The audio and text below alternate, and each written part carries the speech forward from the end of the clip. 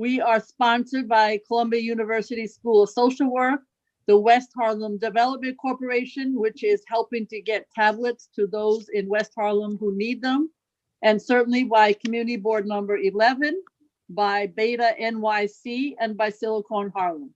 And this is a really wonderful time to be discussing all of the issues that determine what digital divide is, because as some of you know, I've spent a lot of time in the city council and as borough president looking at data and digital divide, but I don't think anything prepared us, as I'm sure you'll hear, for the need for technology given this horrible coronavirus situation. And that's what we're going to talk about. It's apropos, I hope there's no silver lining when so many people have died, friends, family, and so on.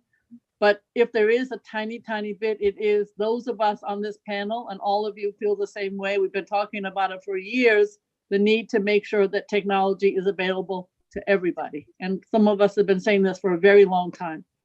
Our first guest is really, really special. Dr. Desmond Patton. He's an associate professor of social work at the Columbia School of Social Work. And we do love that school because it's in East Harlem. And I'm sure the chair of the community board will tell you that. He's a founding director of Safe Lab. He's a member of the Data Science Institute and a faculty affiliate of the Social Intervention Group. And he has a courtesy appointment in the Department of Sociology. His research is qualitative, it's data related, and he studies the relationship as part of his research between youth and gang violence and social media. How and why violence, grief, identity are expressed on social media, and the real world impact these expressions have on the well-being for low-income youth of color. He studies the ways in which gang-involved youth conceptualize threats on social media and the extent to which social media shapes and facilitates youth and gang violence. He has been cited and featured in his research in the New York Times, Chicago Tribune, US Today, NPR, and many, many, many other publications. Before coming to Columbia, he was an assistant professor at the University of Michigan School of Social Work. He holds a BA in anthropology and political science from the University of North Carolina at Greensboro, and an MSW from the University of Michigan School of Social Work, and a PhD in social service administration from the University of Chicago. Dr. Patton, thank you very much. We're all honored that you're on our panel, and we look forward to hearing from you about this very major issue and your perspective, digital divide. Thank you.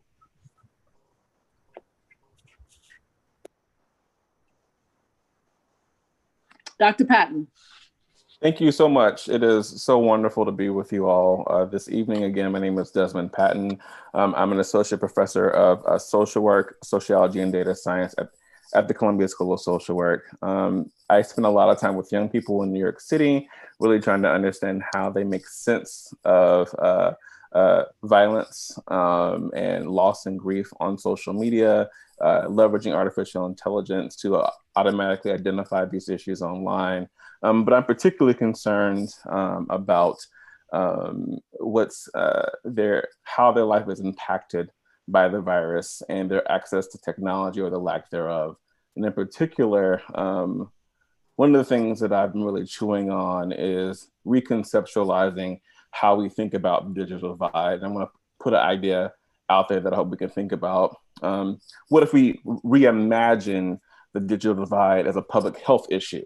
This is a concept and idea that my colleague Fallon Wilson has been putting forth, and really thinking about access to technology, leveraging technology as a critical lifeline to services and needs. And when that lifeline is disrupted, how might it impact young people, in particular young people who are ethnic and racial minorities, but are also the same students whose parents are essential workers, who may have lost their jobs, who may be underemployed or unemployed because of the virus, who may lack access to healthcare and other needs as well.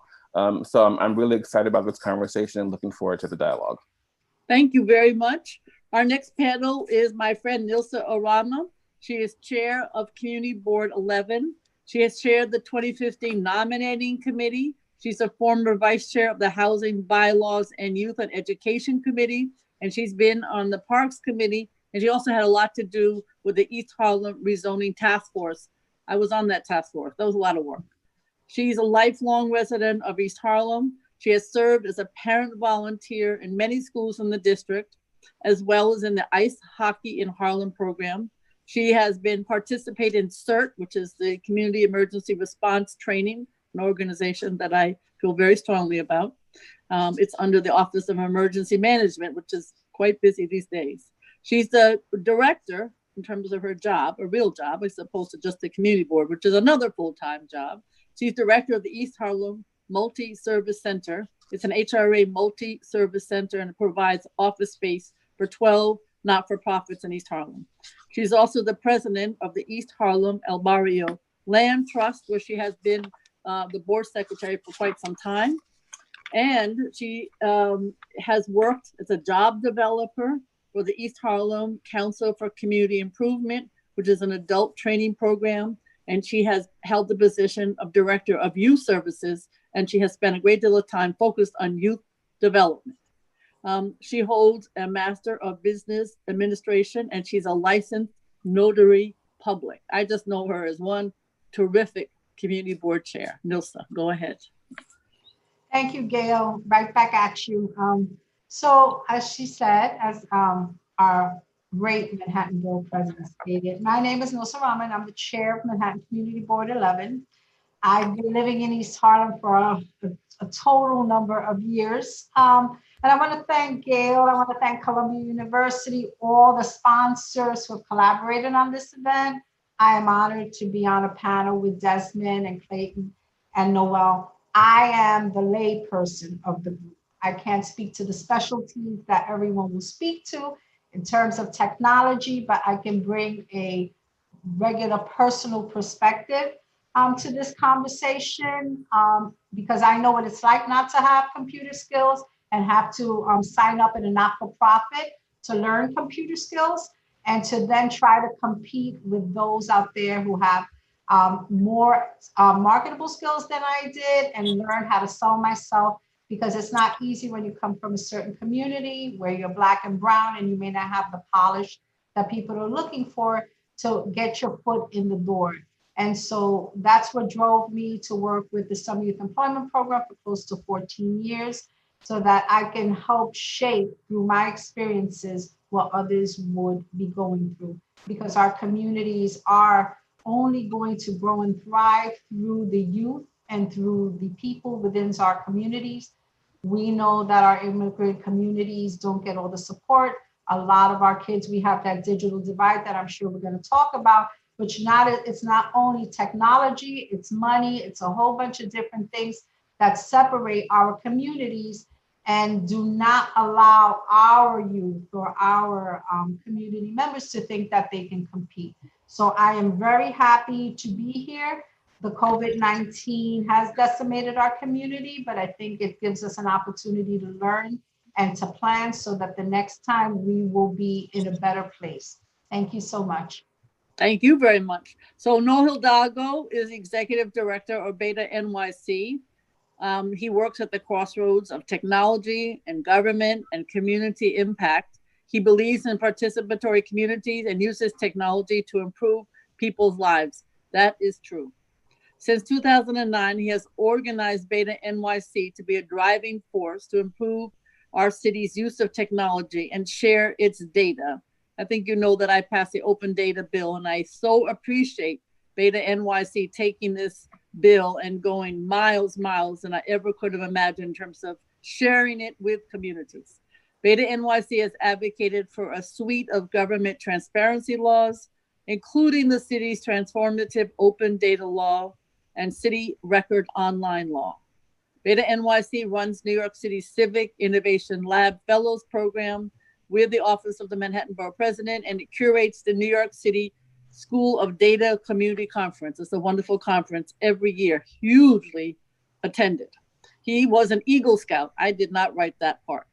He was a Technology and Democracy Fellow at Harvard Kennedy School, Ash Center for Democratic Governance and Innovation. He served as an inaugural member of Code for America's National Advisory Council and is a former fellow, currently an affiliate of Data and Society Research Institution. And he's a very special guy. Noel, go ahead. Thanks, Gail. It's a pleasure to be here. So one of the things that we focus on within the digital divide is the access to information part. We're so fortunate to be able to work with Gail on a regular basis, who is the fairy godmother of civic technology and open data in New York, because we can address problems that are hard to see. We like to think back to the days of when the whole notion of epidemiology just was created. And so here we had a doctor, his name was John Snow in London, that wanted to track down cholera cases. The doctor essentially started going through Soho and started looking and knocking on doors and kept on finding that the residents had left the neighborhood. So he had to work with a local expert, the Reverend Henry Whitehead, to identify where people had lived beforehand, before the cholera outbreak, and essentially then make a map and identify where was the cluster of information to then point out that cholera was actually a disease that came about from a broken water pump that was connected to a broken cistern. And so, you know, that was well over 100 years ago. And today we are still fighting that same battle, the same battle of trying to figure out where is the information located, how do we get access to it, and then who are the people that know most about that information, and how can we translate that to the general public. So BetaNYC as an organization was started off as a meetup. We then formalized as a nonprofit after Hurricane Sandy, when we realized that there was a huge opportunity to network the city's technology community. As part of that effort, we ended up writing this thing called the Digital Roadmap, the People's Roadmap to a Digital New York City, where we articulated a number of different policy proposals that end up driving our existence for the last 6 years. Primarily, we focus on getting people access to information. We work with Gail's office and CUNY to provide a framework where kids can understand, CUNY kids, they're not really kids, they're young adults, they're young professionals who are trying to understand how to use data and information to solve problems. Those CUNY undergraduate students then work with community board members to help build a common understanding, a common narrative around looking at 311 issues, looking at where are noise complaints that are coming from before or after hours, so that way the Department of Buildings can then send out inspectors to really take a look at what are the problems. One of the other things that we work with Gail's office is taking a look at vulnerable religious facilities. So how do we go about finding and collecting the data to help understand and address community problems? When it comes to the digital divide, what we've looked at is really focusing on getting access to information, building lightweight tools to give you access to that information, building training so that way you then know how to use the tools and you know the language around those things, and then advocating back into government so that way government has the capacity and the resources internally to essentially build the things that will ultimately help bridge the digital divide. Thank you very much. Our next wonderful panelist is Clayton Banks. Clayton Banks is a CEO and co-founder of Silicon Harlem. And Silicon Harlem, another organization for which I have great respect, and its goal is to combine technology and innovation with affordable connectivity that can enable a sustainable economic engine in communities that are emerging around the United States, although I'm focused on Harlem. I just do Manhattan, sorry, Clayton. Under his leadership, Silicon Harlem has attracted over $50 million into Upper Manhattan for advanced infrastructure research and test bedding. He has positioned Upper Manhattan as a tech and innovation hub, that is for sure. And it's one of the fastest growing areas for tech startups, entrepreneurs, and companies. He's been able to galvanize the public sector, the private sector, universities, and the community to embrace tech as a sustainable economic engine for Upper Manhattan. And before Silicon Harlem was there, that wasn't true. He has established critical programs that are based on STEM, science, technology, engineering, and math, in the schools and in nonprofits to prepare residents for the jobs of the 21st century. Prior to Silicon Harlem, Banks was a pioneer in the cable and communications industry. He set the vision for Ember Media, a development group that builds digital solutions and interactive applications for brands and nonprofit organizations. Known as a pragmatic visionary, he has developed and deployed leading edge technology and applications for network, cloud, gaming, social media, virtual reality, tablets, and so on.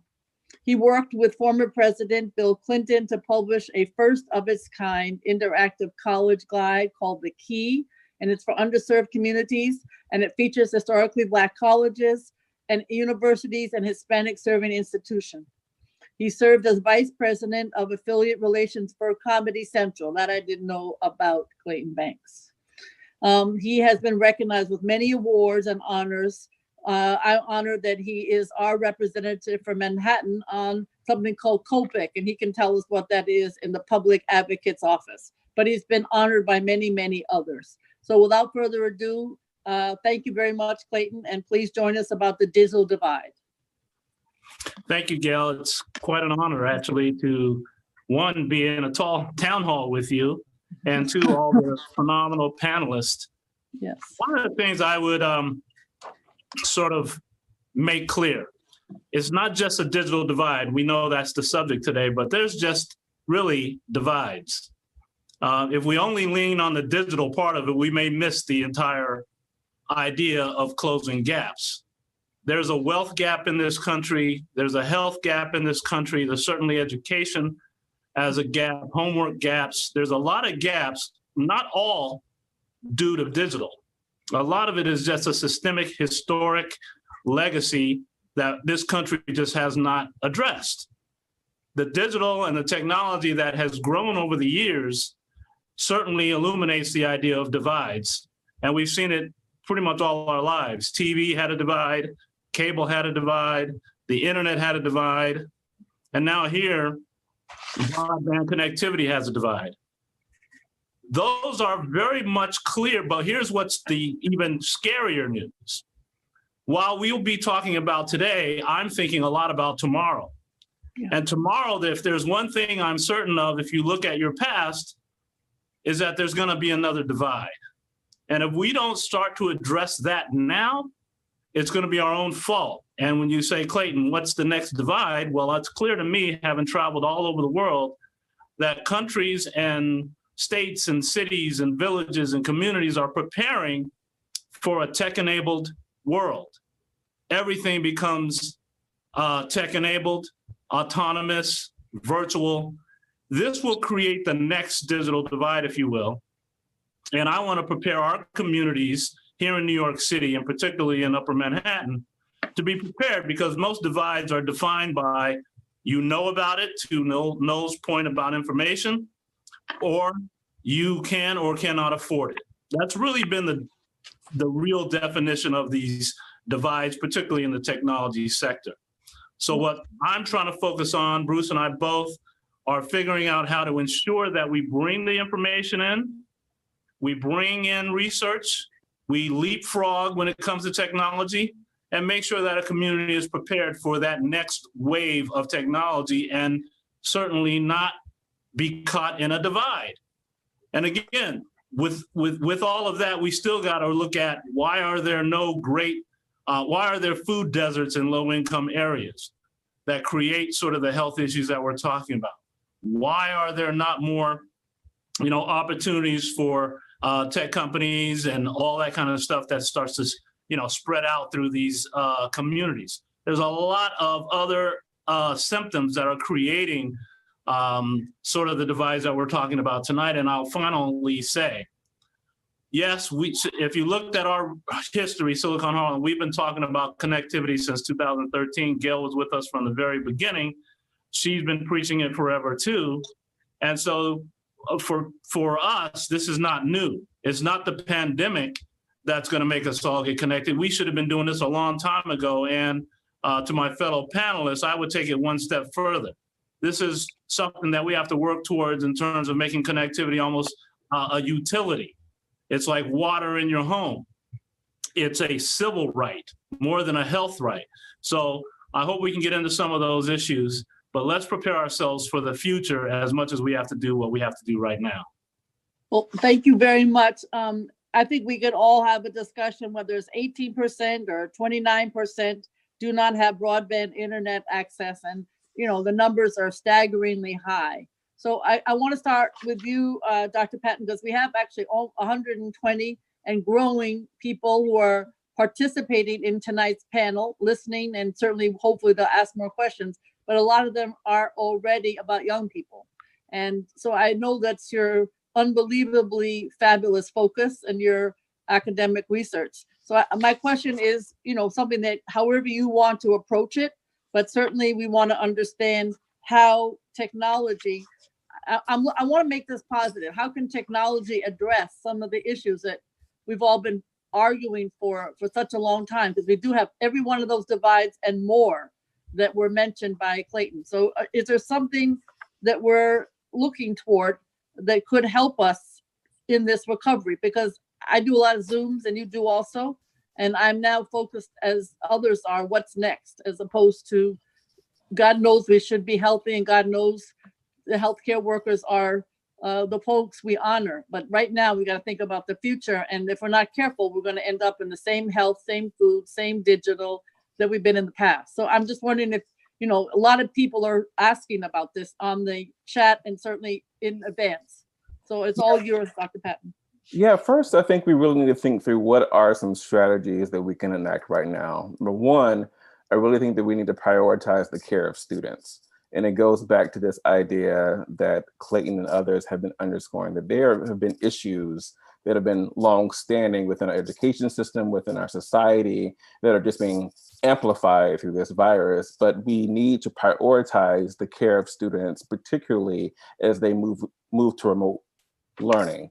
Number two is that we really have to create opportunities for project-based learning and enrichment that it's not about moving the school into the home, because we know that that's not really a reality for a lot of the families and communities that we're talking about. Being able to say, let's do Algebra 1 in home today is not going to be a reality for a lot of our students. So how can we really think about creating innovative experiences where young people can learn from in the home? What are some cultural enrichments? What are some things and experiences we can go back to that we have long forgotten that can still be an enriching experience for our students, but don't have to be a one-to-one correspondence with the exact thing that they're doing in the school? And then we just need to have some realistic expectations about what students can do during this time. And so I think, you know, some of the things we really have to think through are, how do we partner with students? How do we center their voices in this experience? And we partner with their teachers and their parents and their administrators. How do we continue to identify and support disadvantaged students? Here, I think there's an opportunity to really work with our social work partners that are in the school and within the community as well. We have an array of social work institutions, in particular Columbia School of Social Work, where we can have digital social workers that are partnering with teachers in this moment to identify those really critical and cross-cutting needs for students that might be interfering with their ability to learn during the day as well. We also need to consider emphasizing asynchronous learning in this space as well. And then really trying to think through, how do we strategically reduce some of the learning goals during the moment as well? How do we help students form student groups that can, so they can teach each other during this time? And how do we prioritize time for individual students and really focus on plans for remediation that will need to happen as a result of this as well? Okay. Nilsa, obviously you're on the ground in East Harlem, not too far from the School of Social Work. And I'm just wondering, you know, you're hardly a layperson like you say you are, but I'll let you get away with that for a little while. But the question is, you know, without being, you know, we can't solve all the problems, but I do think generally young people could find a way to make what was just suggested by Dr. Patton something that's realistic? How can we make sure that policy exists if it should? What do you think?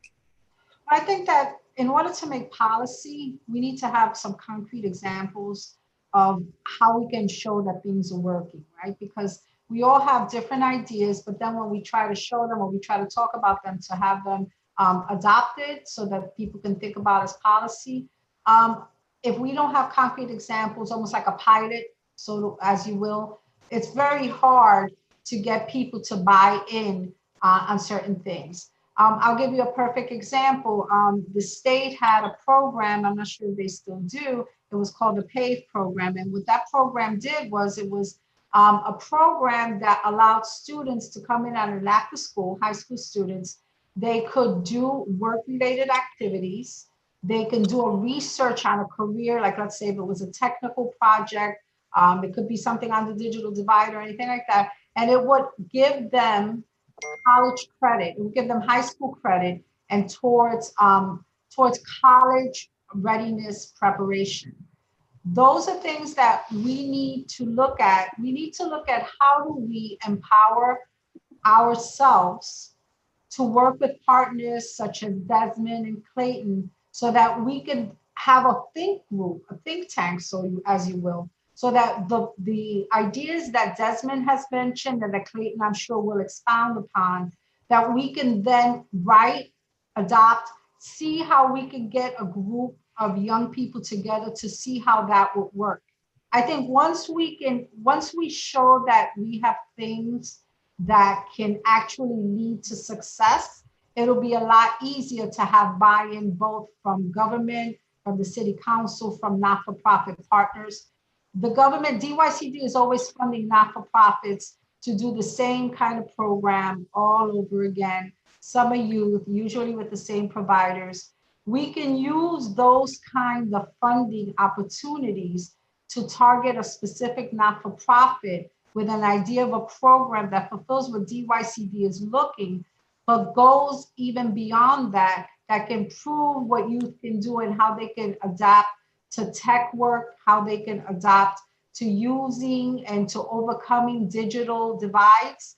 Because if we don't have anything on the ground, we can just have ideas and we can say, we think that, East Harlem should have 1,000 computers. Okay, now we have 1,000 computers. What are or laptops or tablets? How are they going to be used? Well, they're going to be used this way. And what is the outcomes? For instance, Summer Youth has been canceled. One of the ideas could be that if we're having kids work at home, that they may decide to be working with the census where they can do calls. They might be able to do training so that they can get a Microsoft certification depending on their age. Younger youth can be using the internet to do research and to do other things that will help expand and enhance what the community is looking for.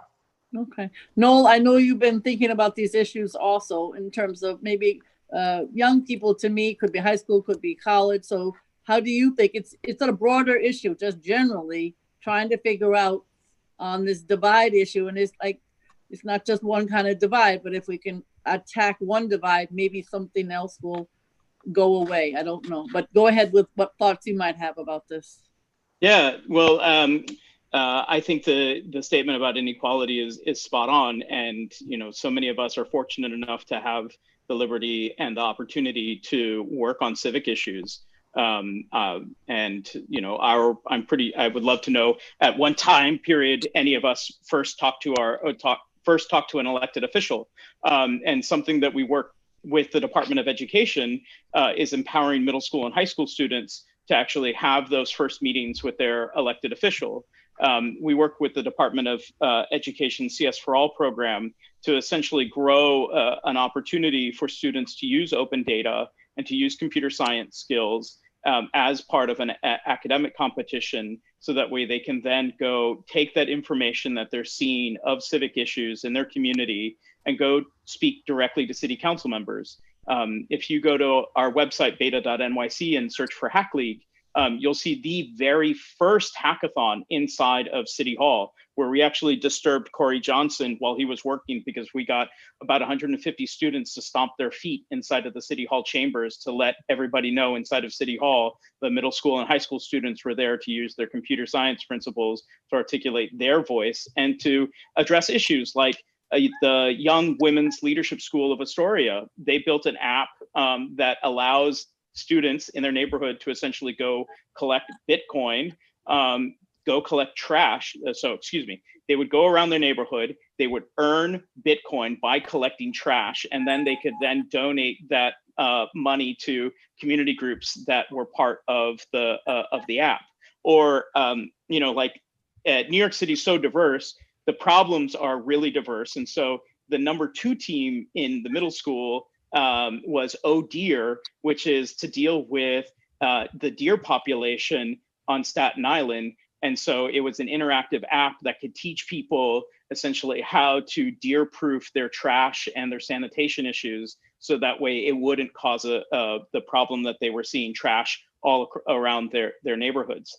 And so as we see addressing the digital divide, or as Clayton so eloquently pointed and everyone else did, is just the divide. And that we need to really engineer a systematic government and education that helps bridge this divide. And it's not just information, but it's also just the tools. Like, we need to be thinking differently about what are the tools and making sure that those tools are accessible to everybody. Yeah, you're absolutely right. And I know, Clayton, I mean, we all talk about access to the internet, being part of the issue, and tablets being part of the issue. It's bigger than that. I mean, that should be the basis. We're not even there yet. So I'm just wondering, how do we get, because you've been trying, how do we get to the first there with, free internet, which is hard, and then tablets? Some of the parents are writing in, how do we get tablets for all students? Now, certainly DOE up to close to 300,000 trying to give out to young people. And I've been in all those discussions, and they're certainly trying. I don't take that from them, but it's more than getting folks a tablet and more than getting folks free internet. So how do you think we go beyond, even though we're not even there yet? That's the trouble. But I don't know how you can approach. It's hard to think of how to get rid of all these divides.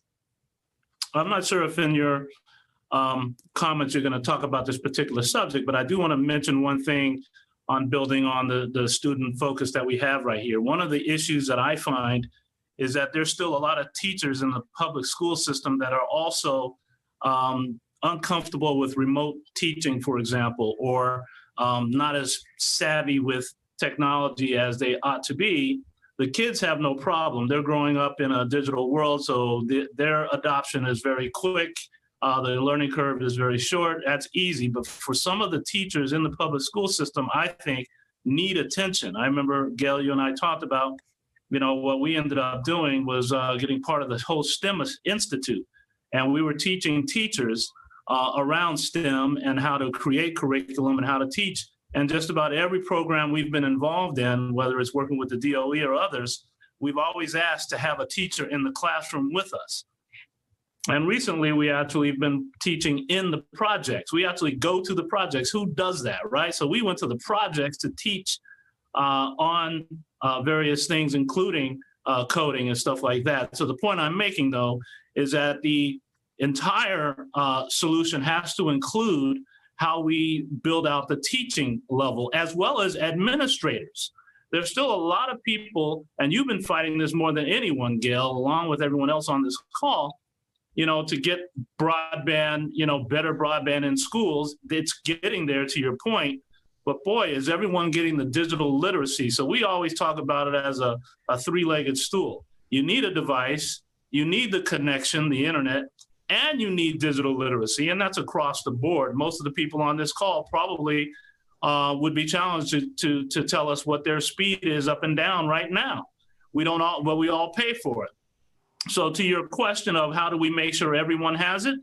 Well, I think a city like New York should make a commitment that not only every student will have a device every year that they're in schools, and I'm talking particularly public school, every single kid. And I think the way you do it is both public and private. I'm finding that there are a lot of the private sector By the way, in the throes of this pandemic, there's one industry that has not suffered that much, and that's the tech companies, including Zoom, right? So the tech industry has been booming as a result of this pandemic because everyone's paying attention.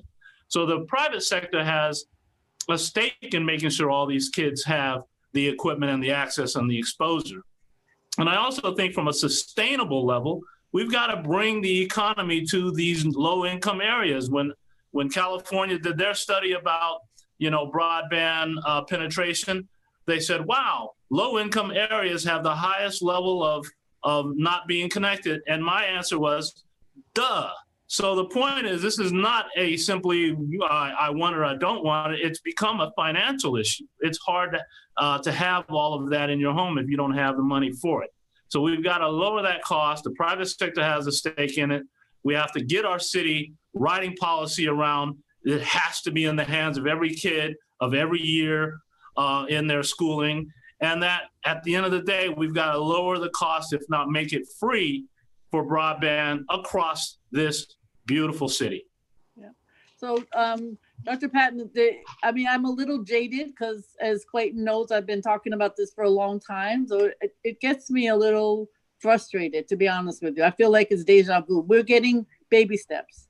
And so I don't know, some of the questioners are saying, why can't the companies like Verizon and others, Spectrum and the big guys participate, public-private partnership? That too has some challenges because you always, having testified at the FCC many times and dealt with some of the issues they want when they want to dig up the streets and they want, certain things, but they don't want to sort of help the city along, even though they're getting great access in terms of their cable or their wireless. So my question is there a public-private partnership? We all want free broadband.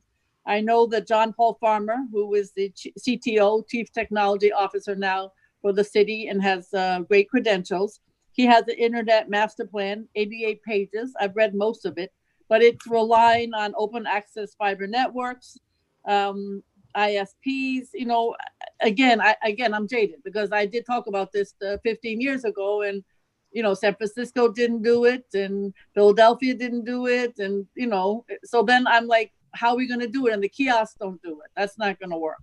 So I'm jaded, and I think I need to listen to you to see how, given your research, is that what we're aiming for?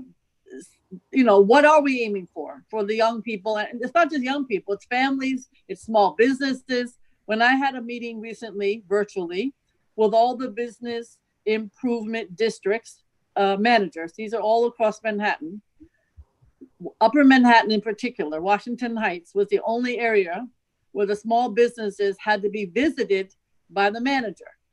Everywhere else you get on and you send out technology, email, text, or something. Here, the manager of the bid had to find the person's phone number at home. And that's not easy when the bodega is closed. Yeah. That's how it had to communicate. So when I talk about this issue of technology and families and students, I'm really talking about a broader community. So I'm wondering if you could add to this, because to be honest with you, I think we're kind of stumped on making it a reality. I mean, I don't know if I am, if I have a really different perspective than you do on this topic, but I think that, it should be expanded to public, private, and everybody. Because it's very clear to me that we can't rely solely on private relationships to make this happen. For example, one of the best opportunities that I've been able to engage in is that at Columbia Social Work, we created a virtual fellowship for formerly incarcerated citizens to get involved in technology.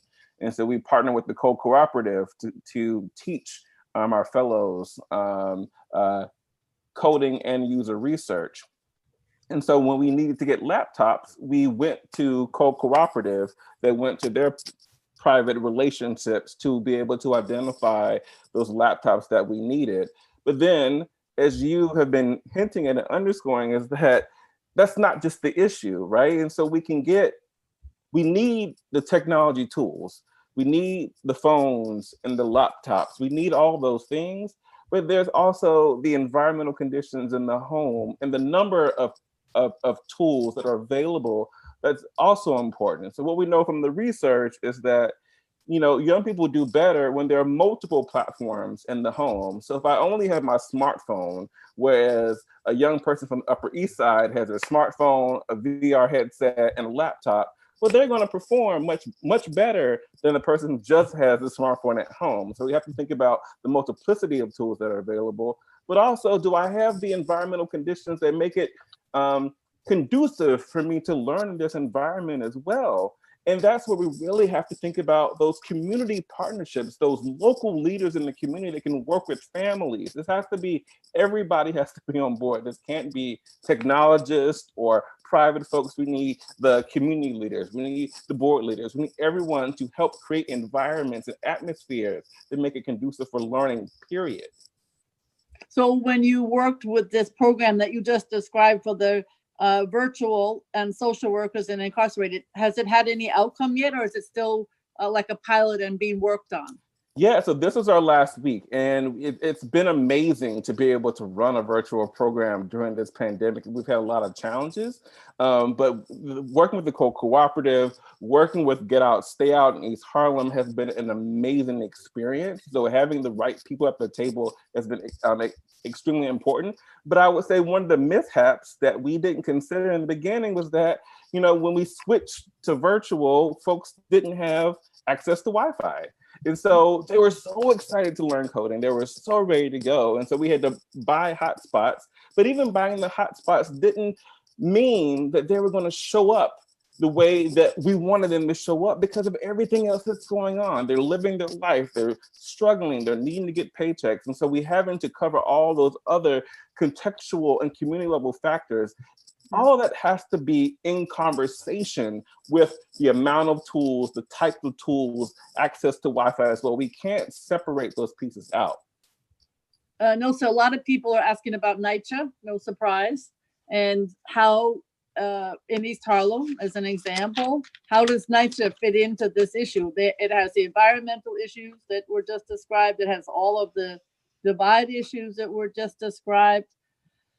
Ooh, and I don't know how, if at all, looking at the digital divide can be bridged in some way, in some kind of a pilot, as you suggested. But maybe you could help us with what is needed. And again, a pilot might make sense, but NYCHA is a big challenge in terms of technology.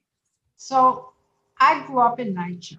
I'm a product of NYCHA, Lehman Village, and Johnson houses.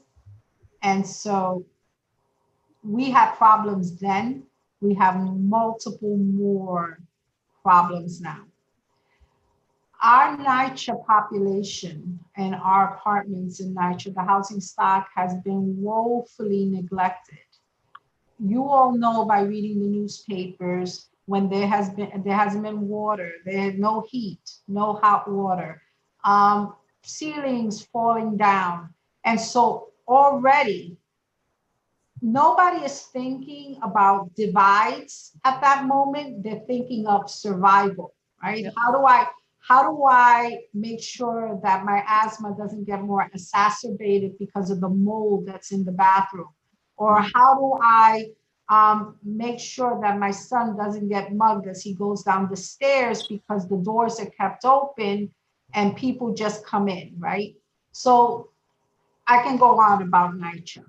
NYCHA, as horrible as it sounds, has a wealth of people who want to do better and want their kids to do better and want themselves to do better. And so when people talk about NYCHA, they have a view of a certain population.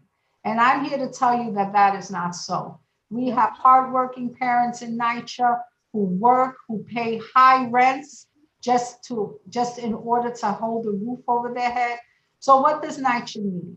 NYCHA needs schools that are responsive to NYCHA residents. And what I mean by that, there are a lot of young people who have not been tested for learning disabilities. And they get into school and they try to keep up and they can't keep up and they're labeled as unable to learn, or depending on how graphic you want to be, some people call them stupid.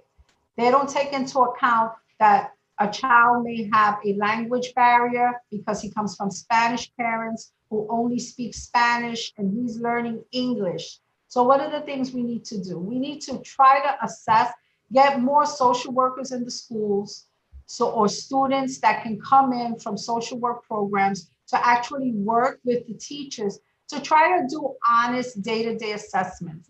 It's not always the technical assessment that can lead you down a certain road. Sometimes it's just observation. How do we open up technology and digital learning to parents who only speak Spanish? We need to start doing things that are teaching that is based on the home language so that the young person can learn not only in their language, but the parents are also empowered to learn. We need those laptops in NYCHA. We need to assess that what are the tools that are needed so that kids learn. We also need to know about the stressors in their life. It's not just one thing, but I think I also directed another program called the Escalera program, and it was through the National Council of La Raza at that time. Now it's called Unidos US, the organization. And what they did was they sponsored 15 young people in the community. They started with 15. And these young people could be immigrants. More than likely, their parents could have been undocumented. And what these students did was they tried to learn. It was an after-school program. They did a project. They got laptops. They got, I think, cameras, digital cameras, so that they can learn how to do digital photography and learn how to use a digital camera. They got laptops. They also got a stipend. Well, I challenge something like that to be thought of maybe on a smaller scale with multiple partners, with the expertise of someone like Desmond, with the expertise of someone like Clayton, and with funding, targeted funding in potentially one of our quote unquote worst developments, to try to weed out young people that may have background in they may have some kind of legal challenge. So we shouldn't look at the cream of the crop. We should look across the board to try to stagger who we can assist. And I think if we can do something like that, so that we empower NYCHA residents and NYCHA students so that they feel they are so much more than people think they are. And with that comes other training, teaching our kids that they can be in the boardroom and they can speak up and that they represent, because the truth is, if our kids don't start taking the lead, other people that don't know their challenges will be the leaders that will step up. And this will continue to perpetuate. It will not get better.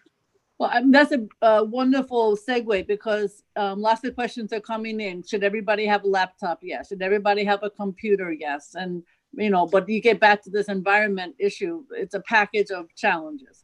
So I want to know, the issue of data, which of course, you know a lot more about than I do, although I feel very strongly and from a public policy perspective. So there's a lot of discussion given this COVID about data.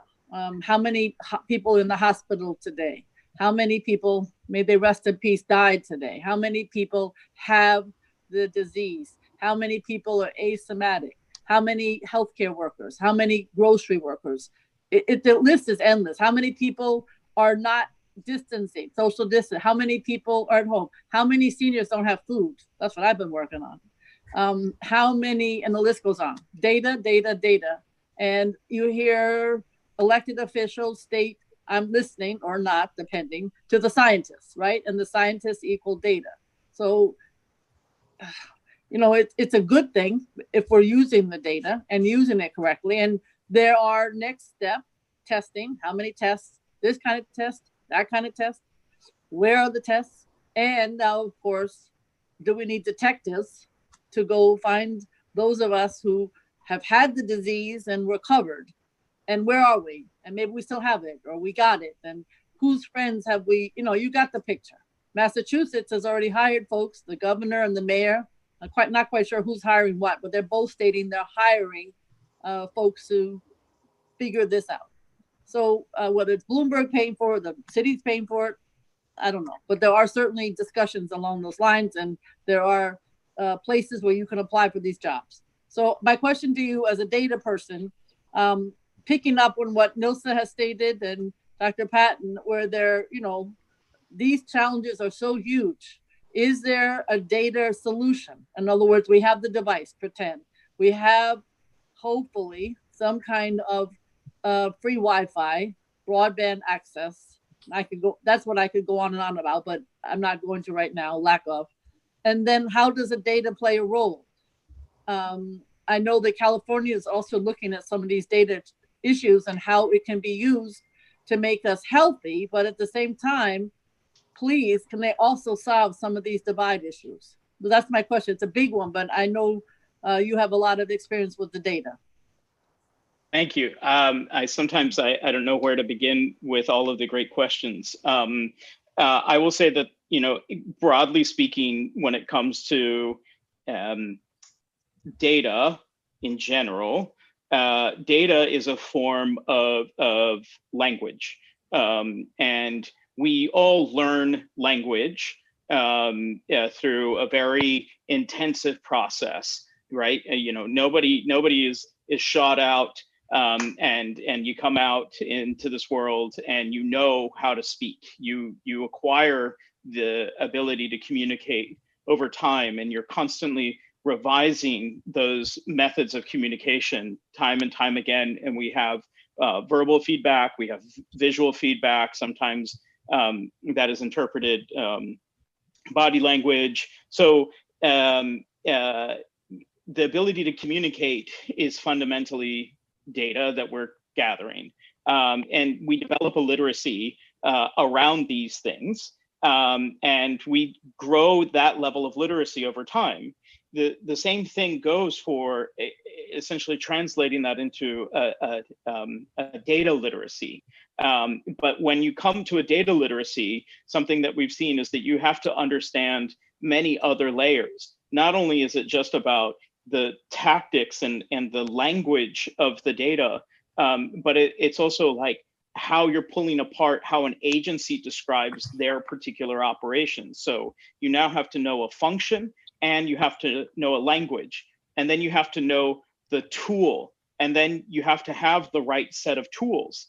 And so these are all complicated layers and complicated problems that fundamentally need to be baked into our educational system and need to be baked into literacy programs at the earliest level and all the way to the oldest level. They need to be baked into, actually, I will say this in another way, is that the classes and the way to create literacy needs to be organized around how someone learns. And so Nilsa brought up people who learn differently. I learned differently.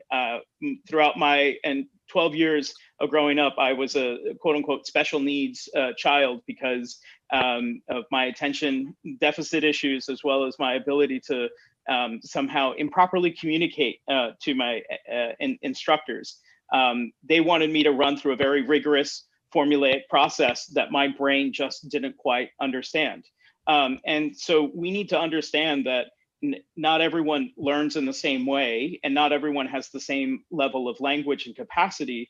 And we need to invest in ways to bring up people's literacy. We did this with reading and writing in the 20th century, where we brought nearly everyone up to a comprehensive level of being able to read and write. We systematically tackled poverty in these Great Society programs, which put reading and writing at its foundation. We need to do the same thing in the 21st century, but to do so means that we have to invest in our education system, and we have to invest in job training systems. And those are things that, as you can see in the types of economic crises that we've had, not just are having, but that we've had, we systematically underfund. And those who are at the top keep on getting wealthier, and those at the bottom keep on struggling to survive. So, we need to create literacy that is accessible to everyone, which fundamentally means we have to create a broad set of literacy. I know, Clayton, you have worked in a sense in this digital literacy world, because when I think of it and I think of the divide, and it's a broader divide as you keep stating, but you've worked with the seniors, and in Harlem, particularly elsewhere also, that's a big divide for the seniors to understand digital literacy, and of course, young people and the language issues, which Noel has eloquently described. So, I'm just wondering, what resources are there for New Yorkers, whether you're in NYCHA or not, or anywhere, to bridge this skill gap? And then the most challenging question, which I wouldn't have 2 months ago asked, is how do we approach this issue in the current world of social distancing? When I am on the phone with different city officials, or more importantly, the private sector people, restaurants, bars, etc., all they think about is, what is the world going to look like with social distancing and everything else that's going on? So how will this world, in social distancing and trying to get the divide, I'll just leave it at that, addressed? I mean, that's a hard question, but maybe you thought about it for the future. I think about it all the time. I believe that we're going to be moving into what we call a new normal, and that new normal will look like a hybrid between remote and physical. And we will have a whole new way of looking at things like, take your shoes off when you come into my home. So I always thought that was silly, but now I understand it. So there will be a new normal. I want to talk about this question, but I want to quickly just do a nod to data that Noel talked about. One thing I want to demystify around data. Data is, for me, more of a compass than driven. Right? People talk about data-driven, data-driven, data-driven. I don't think it drives. I think it's more of a compass. We still have to bring humanity to data. Data said economy works when you have slaves. But somebody had to say, wait a minute, something's wrong with having slaves. So we have to look at data as a compass that might point us a direction, but we still have to add humanity to all of this. And we often talk about advancing humanity. As you look at this pandemic, it's actually challenging each of us individually to figure out, how do we bring equity to all zip codes? So to your point, we always are looking at how to demystify technology. If you remember, Gail, when we were at St. Nicholas Houses and we had that one meeting, and when the questions came up, the first question from one of the NYCHA residents was, hey, Mr. Banks, how come my intercom doesn't work? Now, we weren't there to talk about intercoms at all, but that came up because there was a safety issue. I can't see my mom, or all these type of things. And so that's when it hit me that this still comes down to people. That's what Nilsa was saying. Yeah. And I believe, and I said it on January 23rd in a big meetup at our office, that within the next few years, everyone will be connected and will be able to afford it if it's not 100% free. If you look at New York City, Gail, to your point of why it's been so frustrating for you and for me and others, we now have the infrastructure to do this, to make this actually happen. If you look how fast Intersection and Link NYC deployed an entire network, and certainly it's not as comprehensive as it needs to be, but as you see how quickly that happened, this is now the moment when we can do this for the entire city, especially for those areas that are most at risk. And so I believe the connectivity piece will be sort of out of the way, and then it becomes, how do we use that to create the literacy that leads to good jobs or a good college or other trainings and certifications? We, Silicon Harlem, know this works, Nilsa, because we went into East Harlem. We were challenged to build out what we call a resilient wireless network. We worked with all of the businesses in and around the East Harlem area, and we hired kids out of the neighborhood, trained them for several months on how to become basically network deployment engineers, and we built the very first resilient network in East Harlem. Because when Hurricane Sandy hit, it obviously flooded over as the East River flooded over as East Harlem is sort of a floodplain. So we were able to build that out. So these are not things where we're waiting for somebody to come. These are things that we know how to do.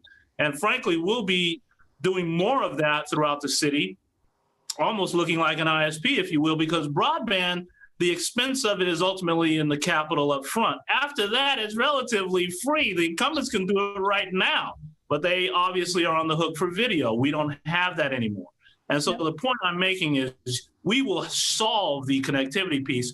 We will work on the device piece, and we will have people digital literacy that leads into a job and a career. And there will be people out of NYCHA and people out of other areas of the city that will become, part of the economic growth that this city has well in front of it. And it will be based a lot in the ability to have that level of literacy around technology. But we need to demystify it. It has to be humanized. And I believe that it's for everybody. So I've seen senior citizens, Gail, let me end with this since you talked about this and you've been at our senior citizen meetups. The senior citizen, the very first year, everybody on this call, we did it in 2016. Our very first year, we did a demystified technology for seniors. And the first question I had was, Mr. Banks, I heard you talk about social media, and I just want to know, why do people want to be my friend? I really got that question, and we all sort of laughed, but we all sort of asked that question at the very beginning.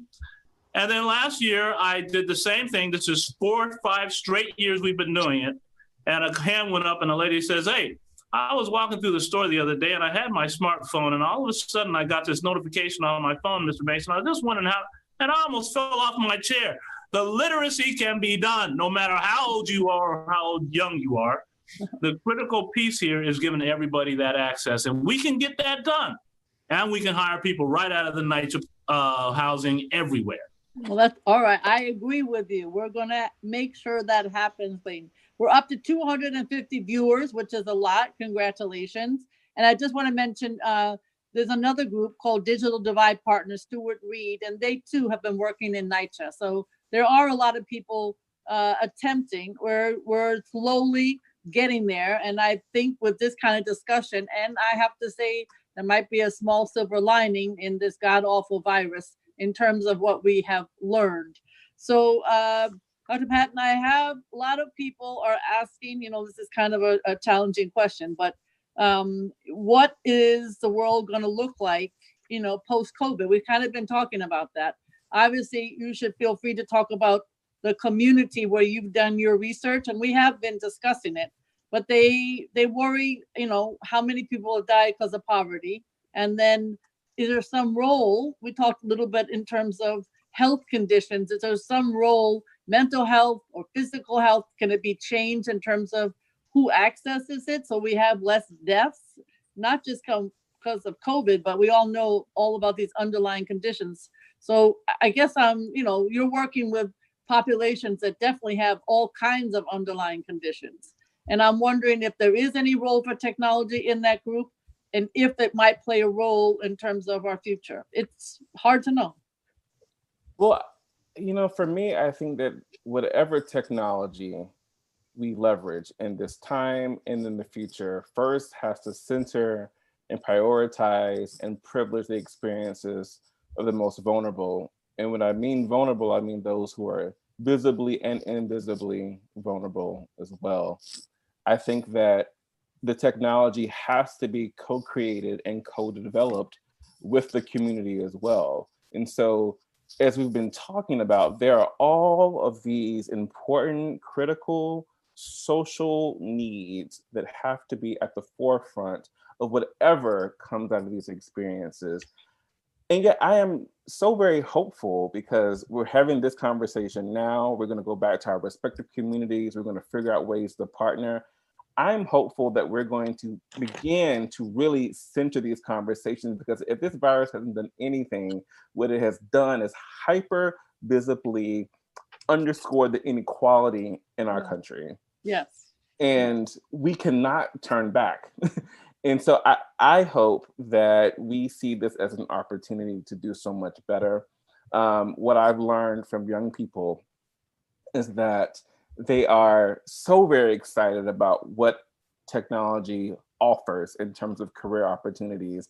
There was no challenge in being able to start this new fellowship with formerly incarcerated citizens. These are all young people that had just come home. They were so very excited to learn coding. They were so very excited, most importantly, to offer their expertise as a way to develop new technologies and to critique and critically analyze technologies. For example, as we think about contact tracing, let's have partnerships with NYCHA and other community members to think about what are the best ways to do contact tracing. Should we use apps or should we use more analog methods? And we have to be in conversation with those community members before we move forward with the best approaches. It makes sense to me. Well, do you think that, Massachusetts is doing something, California is doing something, as I understand it. You may have more information than I do. I've only read about it in the press in terms of some kind of contact tracing. And I talked to a California organization today. They have all the data, not as much as Noel does, because nobody has as much as Noel, but they have done the overlays that are needed. How many people in the hospital, again, making sure HIPAA is abided, not broken in terms of its very necessary privacy issues. How many people on my block, how many people here and there, how many cars, all the kinds of data that New York City's. And then the issue is, I guess California is doing some of this according to 60 Minutes. I didn't see the show, but people called me and told me. And then the notion is, we are all social distancing over here. We're not sick. Folks over here are not. They are sick.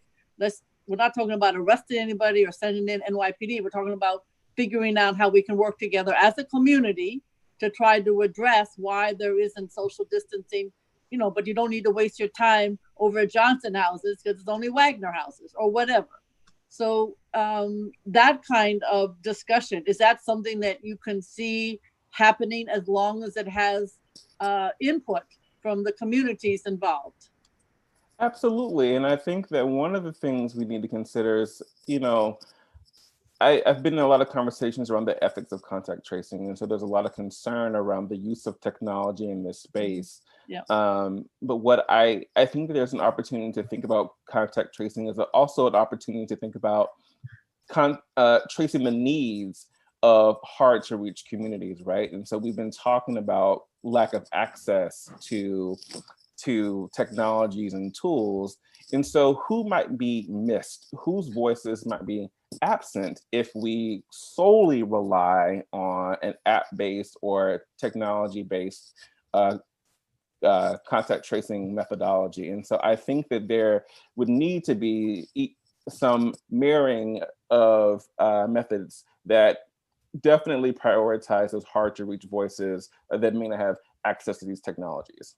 Yeah, it's all coming at one time. You have the census, which we haven't discussed, and it makes me crazy that Manhattan is behind Staten Island. I'm beside myself, but we're working on that. We want to beat Staten Island, not to mention beat the rest of the country in our percentage. But we have that issue.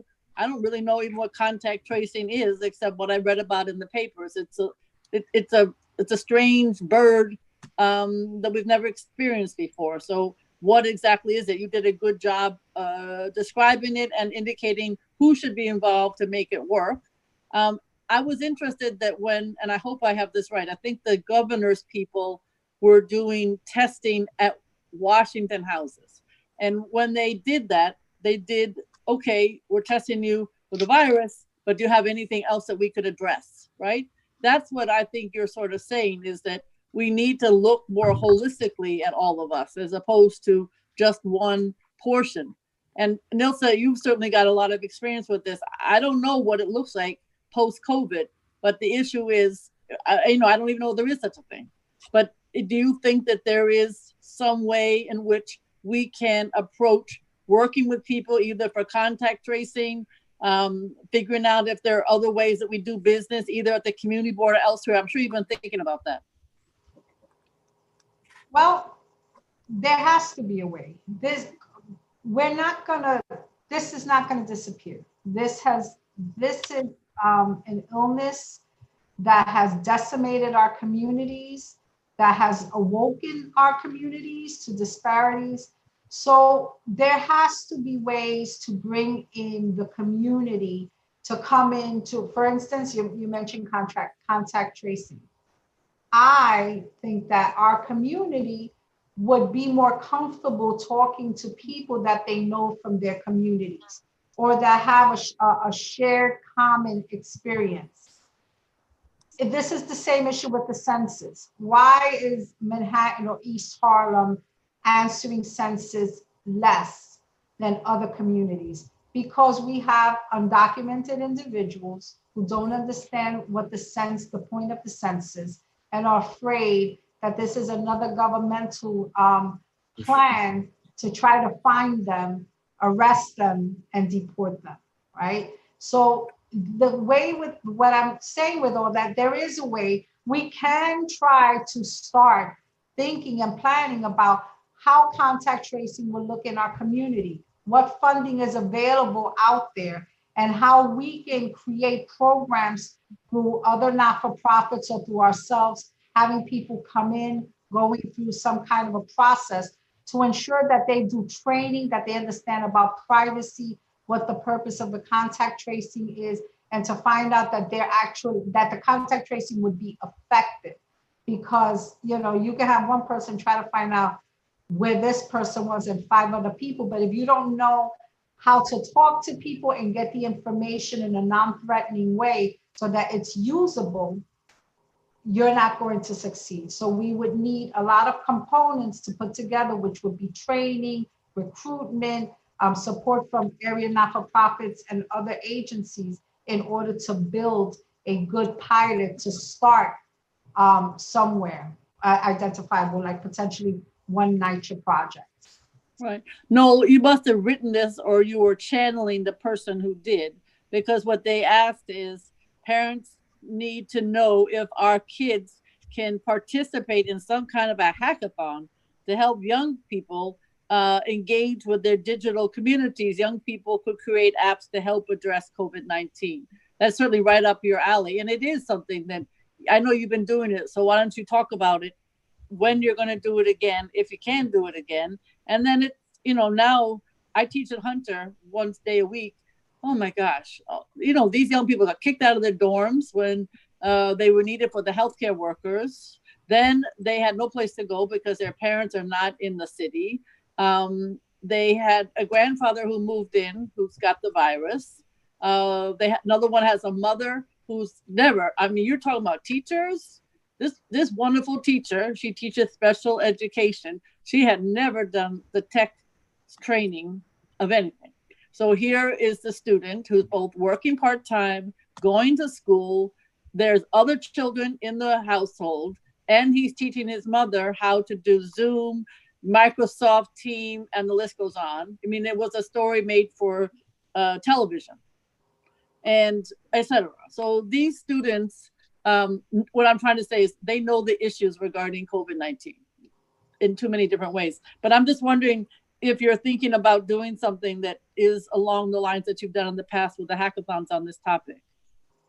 Yeah, hackathons are great ways to kind of bridge the digital divide, in the sense that it gives you an opportunity to learn and experiment. They're safe places for subject matter experts and individuals to come in and kind of like work through an idea. And so what I mentioned beforehand was Hack League, which is a program of the Department of Education CS for All program. It's an academic competition where middle school and high school students learn from their teachers, whom we've trained on how to access open data. Then they go through a process of working with subject matter experts, because you know, while you can build, this is kind of the hubris of technology, while you can pretty much build anything, the question is, are you building the right thing? And so while you may have scratching your own itch and kind of like addressing your problem, the question is it like the universal problem? Which is where you need to be talking to other people. You need to be talking to your neighbors. You need to validate your idea. You need to be talking to your friends. You need to be kind of getting out of your bubble and getting out of your comfort zone. and making sure that you're really finding all of the different facets that are around it. What are the privacy implications of the game that you're making? What is the security aspect if you have some type of dashboard for people to kind of share their information? And so we do this in a very structured way with the Department of Education in a very diverse group. The DOE focuses on making sure that we have diverse representation from all 5 boroughs. And so right now, we concluded our 5 borough hackathons. And so we were going to have the final inside of City Hall, our second final inside of City Hall on April 3rd, but that has so far been delayed. So we will reconvene our quote unquote final once we're able to all get in the same space together. In the meantime, we're pivoting to do a virtual hackathon and have an opportunity for the students to engage over a series of months, because now that we've moved into a virtual way, you have to figure out, like, things are a little bit slower. We have to align subject matter experts and right size them so that way the students can get the right perspective. So the Hack League continues. It's moving digitally. We hope that the DOE continues to get funding for the CS for All program, so that way it can continue next year, and CS for All will have the 4th Hack League. That is all of our aspirations from the city budget side of things. But if you are interested in learning the exact same thing that our teachers, our Department of Education teachers have had access to, or what community board members have access to, you can go to our website, beta.nyc and /classes, and you can get access to the same teaching materials, so that way you can start to learn about New York City open data, see how the data relates to your particular problem. Sadly, COVID data is not on the open data portal. The Department of Health doesn't share the data on the open data portal. We hope that that is going to be addressed shortly. We are going to be sending an additional letter to some elected officials, encouraging them to get the data on the open data portal. In the meantime, you can get COVID data from the Department of Health's website. You will have to learn a few more tools. It isn't as easy as just getting onto the Socrata open data portal and downloading the data, but it's up there. At least portions of it are.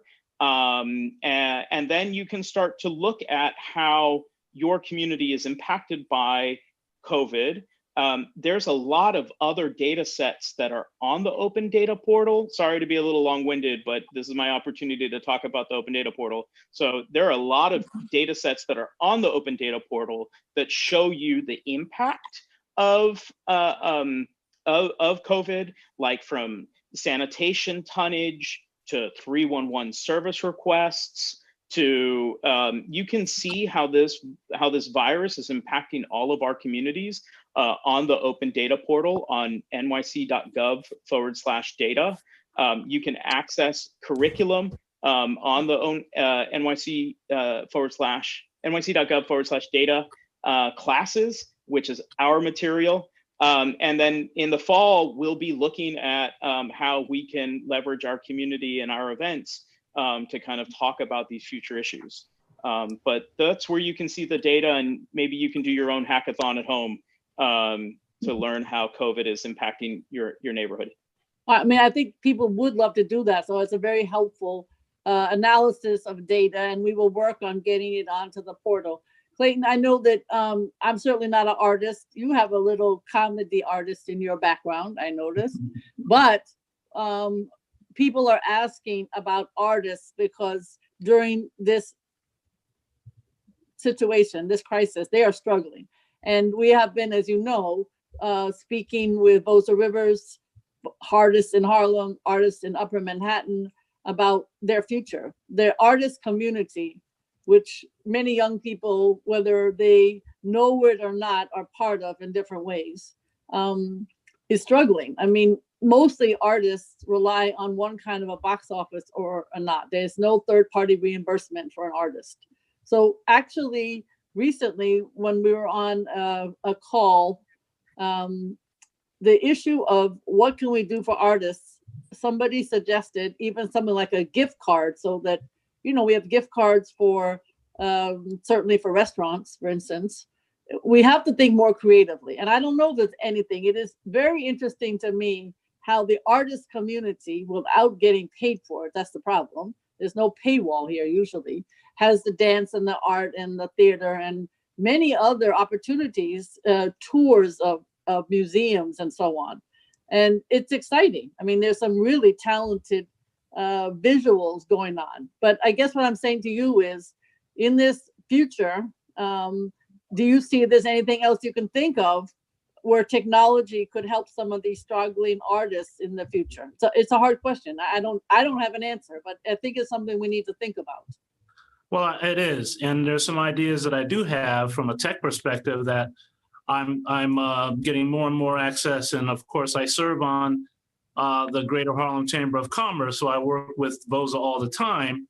And one of the things that we're seeing in the tech industry is the growth of what we call XR.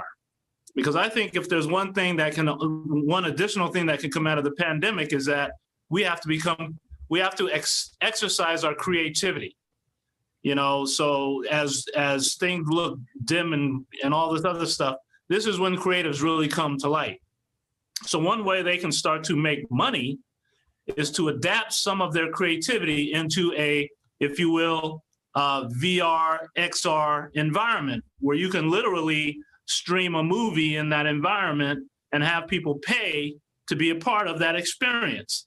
So I want to encourage the creatives out there on this call and others that are driven by arts and culture is to become creative. You can have a play in a virtual world, if you will. And I'm not saying everything goes virtual, but I am saying that that's a new platform that creates another divide where if you can afford the equipment and you know about it, you can take advantage of it and make money in it. And I think there's a lot of our arts and culture folks that just simply, and by the way, the technology is not all that exciting until the arts and culture people get in it. So we techies, we love the equipment, we love writing the code, we love doing all this techie stuff that doesn't do anything. But it's not until somebody creative and goes, wow, let's do a Pokemon game. And all of a sudden, all the technology takes off. Silicon Harlem was working on AR, as you know, Gail, for many, many years. And it wasn't until Pokemon that it actually got a little shine. So the arts and culture will survive. They've got to get past this area of a sort of a ditch, but they will survive. One, if they stay up on the technology, work with the techies like myself to figure out best ways to get their art out there. The idea of theaters, playhouses, those things that are going to be reimagined as we think about what I call physical distance. I don't know why we call it social distance, but physical distance. And so we're going to have to retrofit some of those theaters to accommodate that. But at the end of the day, it comes down to creativity. Our young people need to grow up with, my first Broadway play was The Wiz, and it changed my entire life, if you will. I thought, wow, this is what I'm all about. Of course, I'm much more techie, but I love the fact that I could see a live performance. That can still happen. So I would not be discouraged. They got to get past this one. And we all, as you say every day, Gail, we all have to support the arts and culture. So whether it's giving money, whether it's giving them some encouragement, this is an era where creativity will explode. Well, thank you, because I need to hear that, because I worry about the artists constantly. So that's very helpful. And it has been helpful to see them trying to come up with some of these ideas that you just outlined. The issue is how do you get paid for it? And that's to be decided, to be, TBA, as we say. If you look at, Gail, if you look at gaming, yes, you heard about the gaming Fortnite. Yep. One of the top Fortnite players makes $500,000 a month. Okay. Yeah. And the reason why is because what's beautiful about Switch, the platform Switch, where we play Fortnite, you literally have an audience watching you, and they're paying. they're actually donating. They raise more money on that platform than Facebook. So you're looking at a whole new way. The arts and the folks that we know need to get a connect with me, and let's get them moving. We will work on that for sure. Dr. Patton, the issue of mental health comes up all the time. It's luckily, I think in our city, it hopefully become less of a stigma. Who knows? I think obviously after this pandemic, it's even worse.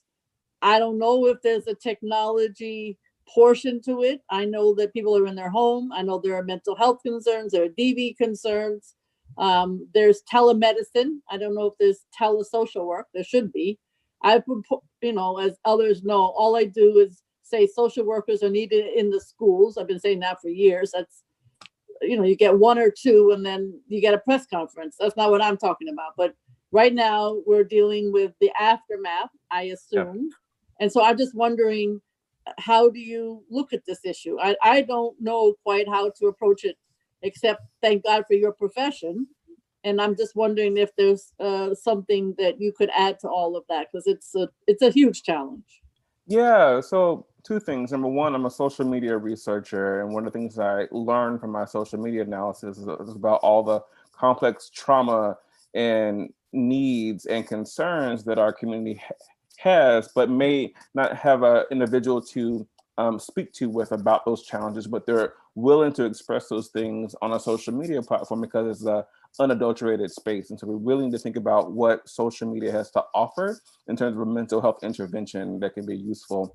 But at the Columbia School of Social Work, we have created COVID-19 Action. This is an action group filled with alums, faculty, and staff, and we are offering free psychoeducation training and volunteer matching opportunities. So we will have a set of psychoeducation training starting tomorrow night, where you can learn more about therapeutic interventions, train the trainer models, one about stigma, one about race and oppression in this during this time. But also we are linking our clinicians with communities and organizations that need support during this time.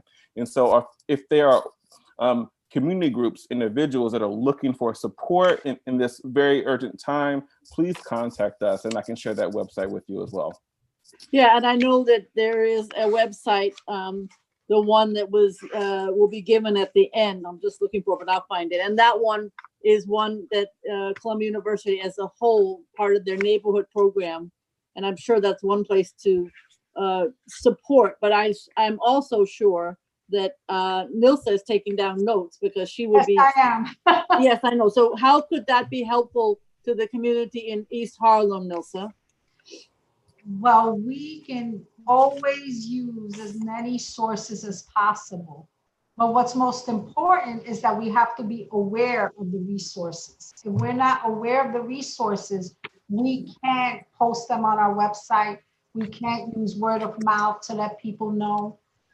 Resources are key. Right now, it's some people say it's great that you're at home, you're social distancing, that word, as opposed to physical distancing, as Clayton has mentioned, and you should be fine. No, you've seen domestic violence go up. You've seen so many challenges happening. So how can that help East Harlem? It doesn't only have to help East Harlem. It has to help all of us, right? So all the resources that we would get here, we will pass it on to our other 11 sister, brother community boards so that they can get the word out. And it continues exponentially, because every resource is only as good as the access that people use, right? So anything that we can get, as I said, I'm also the director of a multi-service center, which has 12 not-for-profits. Any resources that one person gets, another person gets, another group. So it's vitally important that any resources that anyone has that's not mentioned here, that can help just one person, that you please share it on this chat so that we can all make it available on our different platforms. Okay. We have 320 people participating, which is a huge number. So congratulations to great panelists. And the website that will have not only bridging the digital divide, our town hall, but it's also neighbors.columbia.edu. And I'll have both this material and of course, whatever you mentioned, Dr. Patton, that you're doing at the Columbia University School of Social Work. So it's my understanding that we have to start to wrap up. It's 8 o'clock, but I want to say that each and every one of you, I hope I've answered some of the questions. I am excited about the fact that there's a lot of optimism about what we can do in terms of the, I guess, call it digital divide, even though there are so many other divides, and you can't deal with the digital divide until you've dealt with all the environmental issues that go with it. I've always said, never use technology for technology's sake. Use technology to address some of the issues that you all have listed. And it's very exciting what different people are doing. So I want to thank Dr. Desmond Patton. I want to thank Nilsa Orama. I want to thank Noel Hidalgo. I want to thank Clayton Banks. And I certainly want to thank Columbia University. And I want people to remember that we had a digital divide before the pandemic, and we certainly will have one afterwards. But I hope that we use this opportunity to address some of the underlying issues that have always been with us. It's racism, it's poverty, it's health underlying conditions, it's it's the broad lack of free Wi-Fi. If you are speaking at a high school, and I go to the high schools, and now I've learned, my first question is, who would like free Wi-Fi? And everybody's hand goes up. If you ask something more generic, you get everybody looking at you like, please, Gale Brewer, can you leave as soon as possible? But once you get a discussion going that is relevant to them, something that people need at their age, then you have a different discussion. So as you know, I'm a big fan of finding a way that civic technology in its best sense means something to those of us in communities where it's needed the most. So I thank you all for participating in our virtual town hall, Bridging the Digital Divide during COVID-19. There'll never be another time like this, I hope, and I hope we can learn from it. So thank you all very much. What an honor. Thank you. Thank you.